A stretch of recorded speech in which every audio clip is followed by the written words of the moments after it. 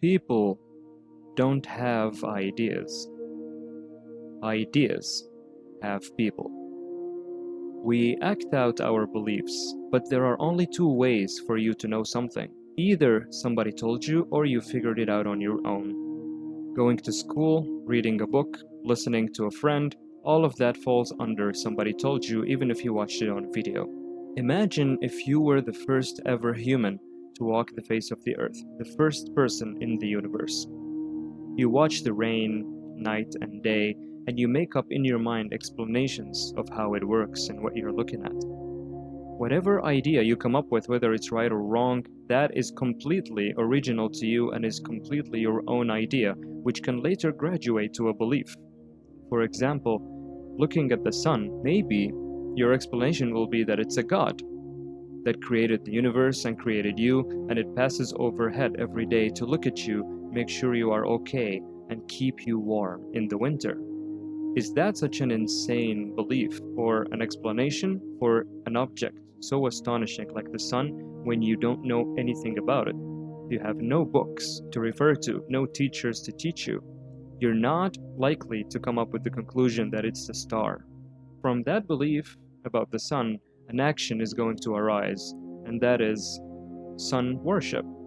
Beliefs cause actions. If you're watching this video, most of your ideas in your mind have reached you through that type of knowledge where somebody told you. Because of the year you were born and the time you were born, it is very difficult for you to come up with completely original ideas. Every idea that you can come up with has probably been thought about by somebody else at some point of time. We are simply too late to the party of walking the face of the earth.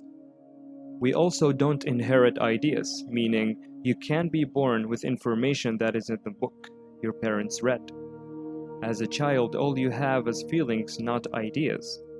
Then the world starts to press ideas onto your head. Religion, school, community, culture, information that you grow up with, like a vessel. They open your head and start pouring ideas into it little by little. And because you believe it, you act it out. How much of what you believe is completely yours?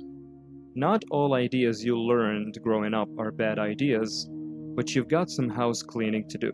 The worst kind of prison is when you don't see the bars, so you think you're free. And if beliefs manifest themselves in action, and you don't have your own beliefs and values, just how free do you think your actions are? How much freedom do you think you have in those actions? Let us take an example. If you were born a Muslim, then you're likely to argue that putting a tattoo is wrong. That's okay. But I want to ask you a question. Is that because you think that wearing a tattoo is objectively wrong? Is it something inherently bad about the tattoo itself? Or is it just a part of a whole doctrine that was installed into your head? But this doesn't even go with religion only, but it goes with a lot of beliefs that we have about everything. In Nazi Germany, the number of soldiers was 18.2 million throughout the regime. How do you think it's even possible to have 18.2 million that agree on an idea so insane such as Nazism? How do you find people that agree, all of them agree on the same idea and they act it out? Well, the answer is ideological possession. People don't have ideas. Ideas have people.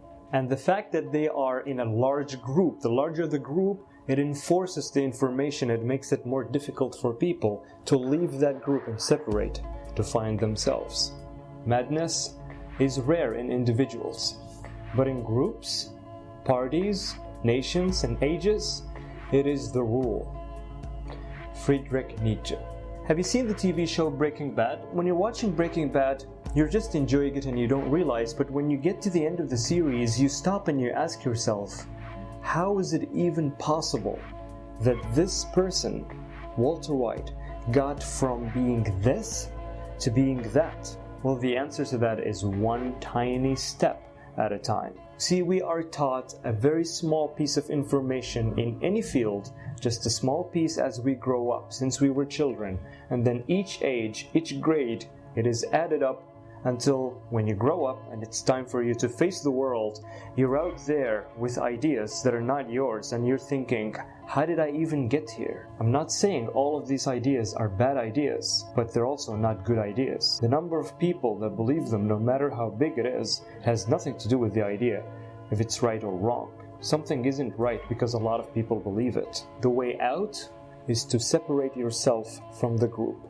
Leave the group and move and start to think for yourself and reevaluate your beliefs and ideas and everything that you've always known. We are born in a system through no fault of our own.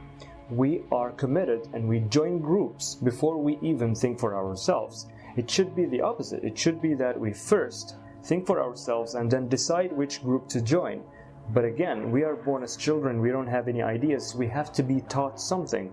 And when we grow up, it just so happens that we are already in a group before we even have anything to think about.